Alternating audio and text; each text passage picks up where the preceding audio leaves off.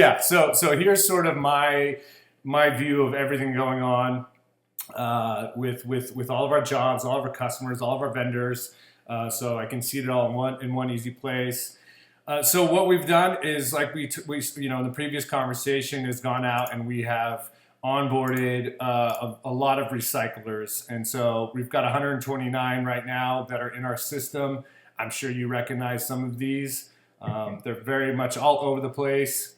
And it's funny, you get to the bottom where the first one started, and Texas Recovery was actually our first real recycler that was on it. So this is my fake Acme, this is my fake one so I could do demos, but Texas Recovery was number one. And so we go in and we've collected all of their certifications, the R2 cert, W9, women owned, whatever they have as far as documentation, their abilities, the general information.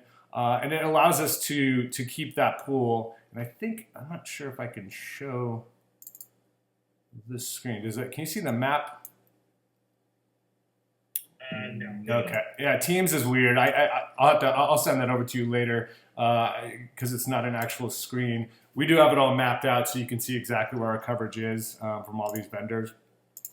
So we've done that. I have like a personal relationship with every single one of these recyclers. I've called them personally, talked them through it, kind of did a little bit of a, feel them out and kind of ask questions. So to get them onto the platform, some of them are certified and some of them are not.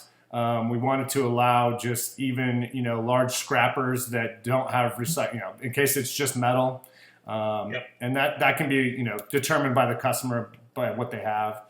All of our customers that are using the platform are here, and then my dashboard, right? So these are all real jobs that are out open right now, and I'm just kind of opening the Komodo a little bit, and AT&T is using us for a lot of their 3G turndown so that they don't have to have stuff shipped from the contractor site all the way to a main facility. So we're finding that local recycler, and also doing a couple jobs for a dentist office that is doing a refresh nationwide. And you see everything from let's just open this one up and see what it is. That's Hey, Paul. Yes. When you say certified, is that R2 and E Stewards? That's the one you're looking for under the certification? Correct. Great, thank you. Yep. So Paul, are you, for like these AT&T jobs, are you connecting them with the local recycler, or is AT&T going through your Rolodex of recyclers and picking one that fits them? So AT&T is putting this on. So for example, I loaded this one this morning. It is 4 pallets in Salt Lake City. They do have an inventory of the equipment, which looks to be rectifiers and radio heads.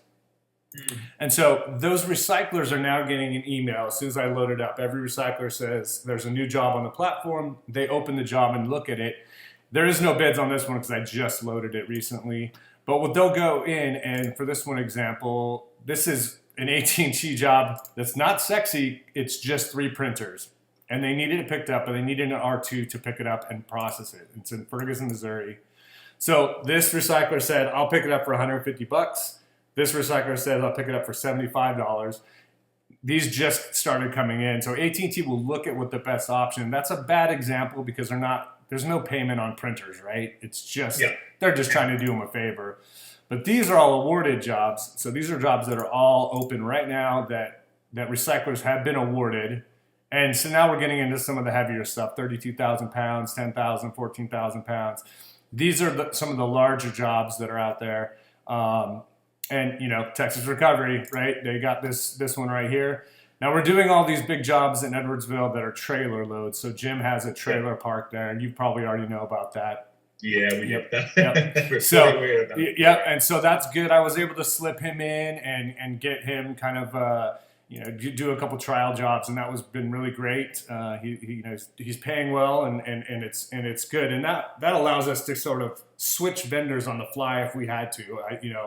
I want to give everyone a chance. We're an open platform, but it definitely allows me to switch around.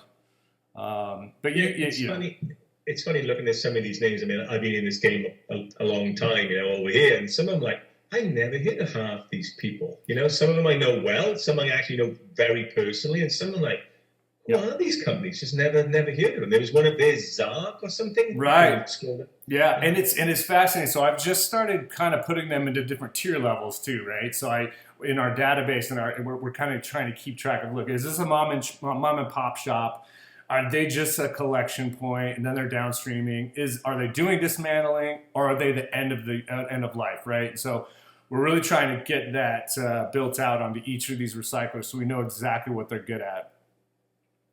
But you can see we're trying to keep everything close. There's obviously some outliers where there's, Montana, for example, doesn't have an R2 certified recycler. So, but 50 miles, 35 miles, 9 miles, 8 miles. So for AT&T, that's really great. They get to show that they're only shipping it, a couple miles. And I think our average right now is 60, so that's pretty good. Yeah, so that's kind of where I can see everything that's going on. Did you guys want to ask any questions or about this portion? Do you track, or do you plan to track anything to do with carbon footprint reduction by being able to pick it up locally? Is that something that you maybe have on your dashboard at some time? Right. So that's a great question. So we do track the pickup point to where it is destroyed or picked up by where that recycler is, I should say. And so we do provide that to a customer. So if they wanted to look at their own historics, they can do that. With AT&T, we actually had them provide us where they used to ship equipment. And I actually have a map that, I can't pull it up now, but I have a map that allows me to, at the end of every month, I say, this is where you shipped all these jobs. This is where you used to ship all these jobs. And here's how much offset you did by not shipping it there. And it's a pretty big thing for their compliance people. I mean, they're sustainability people.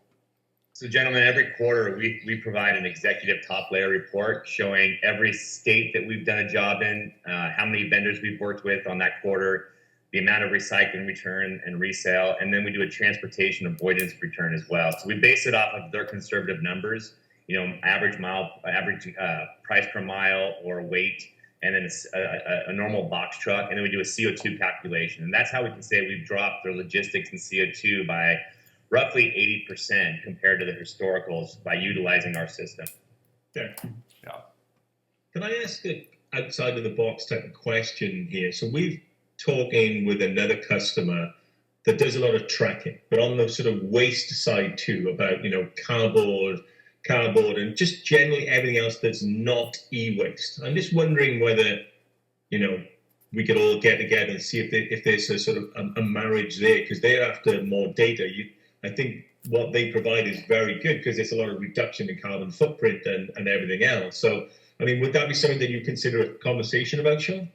Oh, absolutely. I mean, the goal is to keep growing it, and we're getting asked by, you do something really well, they ask you to do a lot more. And so to be able to expand, obviously, that would be our goal, is to keep building this platform, because really we want this to be an easy button for people to go to. And I can already see from the back end with the relationship here is that you guys want to get those PCB boards. You want to get those commodities back. So if we can control, I almost looked at this like the conductor. If we can control that level of information and gather more, it's just all redirecting the data. Yeah. Okay. Thanks, Sean. Yeah. Yeah, we've done a couple interesting. I just kicked off an AT&T project where they're shutting down a lot of their fleet service, where they have garages. There's what did I say, Sean? 700 garages, I believe it was. There's 300 garages, but 70 of them are being shut down. That's right. And so I'm having roll-offs dropped off at each site so they can fill it with just metal, right? But I think that we could possibly find that recycler that does cardboard or does plastics in each place and organize that through the platform, make it easy, make it local. I think that's something we could do. Well, the irony about that job is that we're also supporting a large national mechanic shop chain that's got, 300 locations across the U.S., Paul? Oh, yep. And so if we're going to be removing this garage hardware, there's actually material in there that could be for resale that we're going to connect AT&T buyers to the, it's, like I said, it's the conducting, right? Yep. That makes perfect sense. If they're shutting the garage, if they got ramps and whatever somebody else would need, why would you just throw it in the Sims Adams steel bin or whoever you're using across North America? So, Right. So that's kind of what I can see, what I can view, and how I keep track of stuff. I'll go in. AT&T gave me permission to sort of show how they go in. So I'll go into their version of it. This is what they would do as a customer who had recycling needs. A lot of the same views. They get a dashboard. They can see their open jobs, awarded jobs, and the jobs that need to be shut down and approved by them. But the nice thing is, they can also see every single job that they've done. These are all the jobs we've done for AT&T. There's 246 different pickups, different locations. So at any time that they needed to go in and figure out who did this job and where's my COD, right? All their certificate of destruction's always there, final weight. They can see what it was that was destroyed, the inventory. So it's really nice record keeping when you have thousands of locations.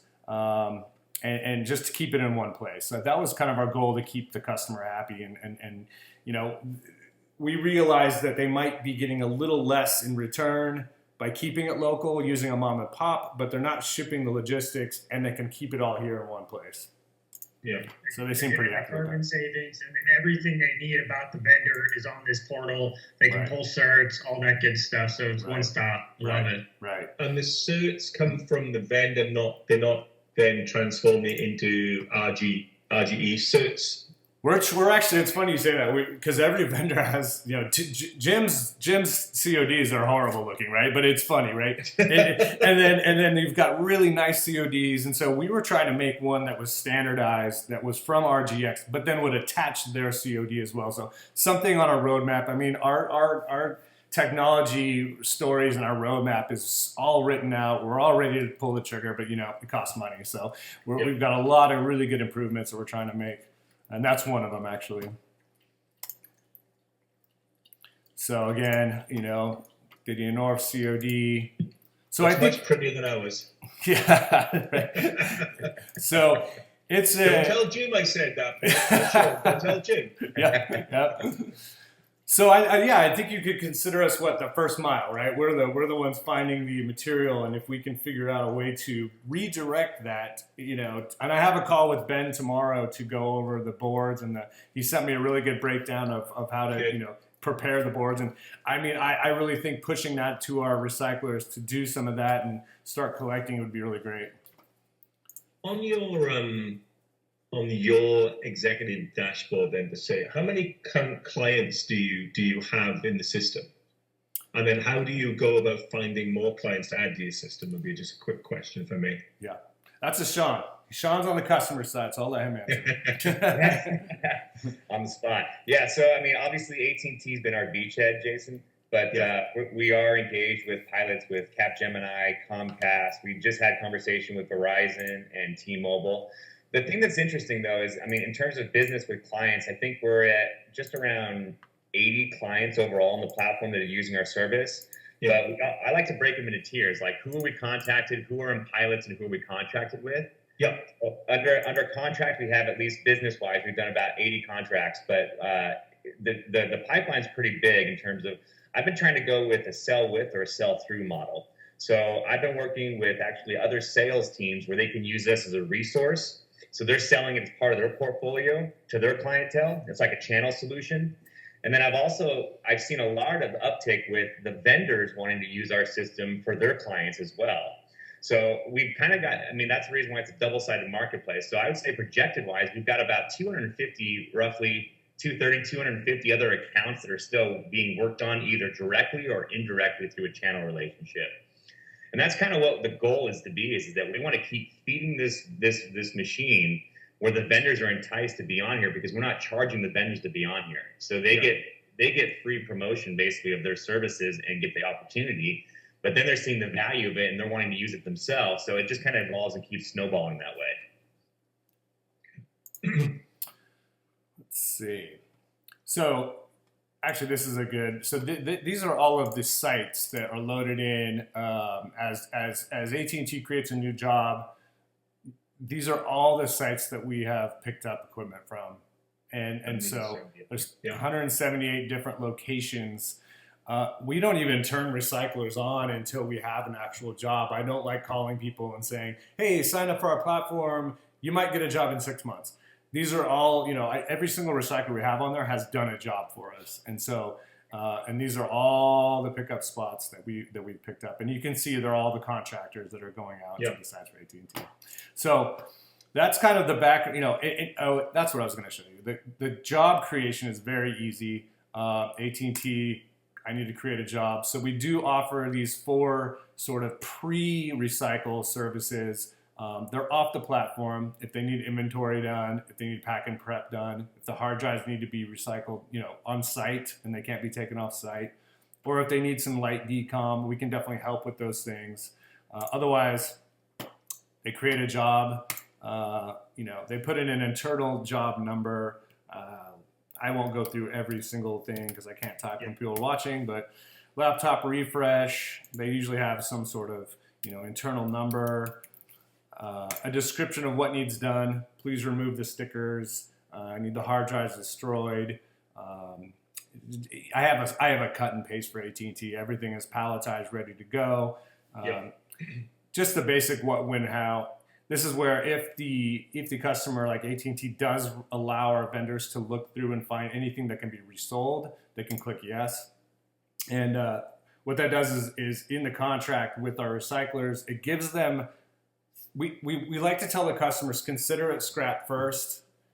If you're just looking for resale, this is not the platform for you. If you just have stuff you just need to get rid of, put it on here. If that recycler finds 5 routers in there, that gives them 30 days to test it. It's in their hands. They get to grade it. They can sort of sell it. Recyclers are not allowed to sell anything until they buy it from the customer first. So we like to do the whole closeout within 30, 45 days. Here's your scrap proceeds, and I found these 5 routers I want to buy from you for $500.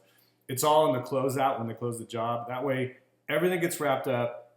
The ownership gets transferred over. AT&T gets paid up front. There's no long-term commissions. And so far, it's worked out pretty well.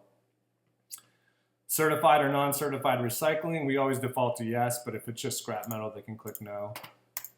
I want my bids due by this Friday, and I need the equipment removed by next Tuesday.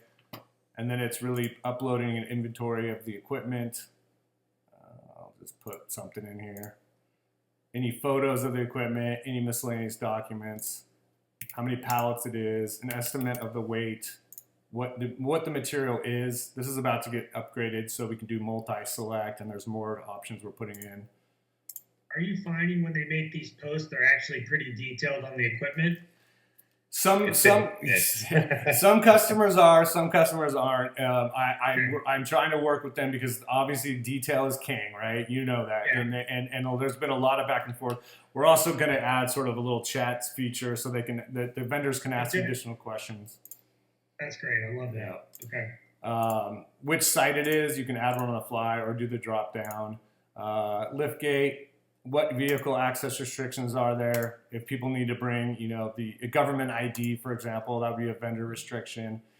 And then you're going to put the point of contact at that warehouse that's going to be contacted by the recycler to schedule the pickup. And again, that can be a drop down or that can be, added on the fly. I'm not going to load this because it's live, but once it gets loaded, the next step is it shows you a preview of everything. You accept the terms and conditions. You post it. It goes live. It emails every recycler. At that point, the recyclers can open the job up and see if it's something they want to work. So it's really options, right?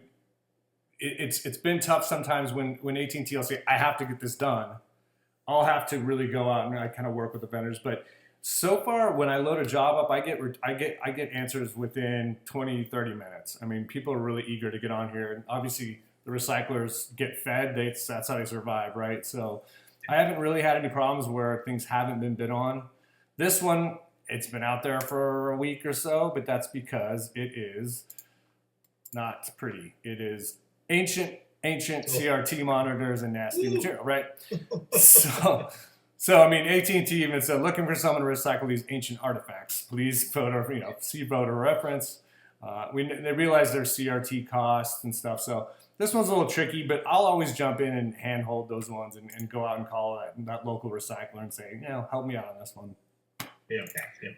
So there's 2 things I was just going to add on top of that, guys. I mean, obviously you can see this is becoming a big data play, right? So we are gathering the information of the certified vendors, the non-certified vendors. We're expanding because it's not, I mean, we say recycle first, but we're seeing that there's material in there that could be resold. So we're actually getting partners on there that do wholesale or resale and stuff like that.